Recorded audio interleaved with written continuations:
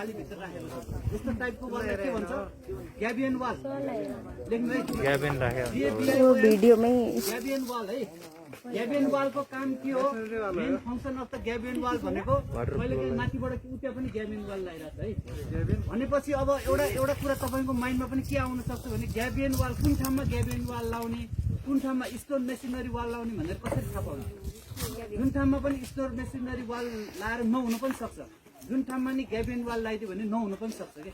कुन ठाउँमा कुन चाहिँ लाउने भनेर कसरी थाहा पाउने? भन्नुको मतलब के हो भने हाई भ्यालुसिटीमा आउने फ्लड हुन्छ नि, फ्लडलाई चाहिँ के भयो, यसले जति हाई भ्यालुसिटीमा तल उ गर्दै गयो डाउन स्ट्रिममा गएर त यो त अलि वाइडनिङ भएर घट्ने कुरा त आफ्नो ठाउँमा छ।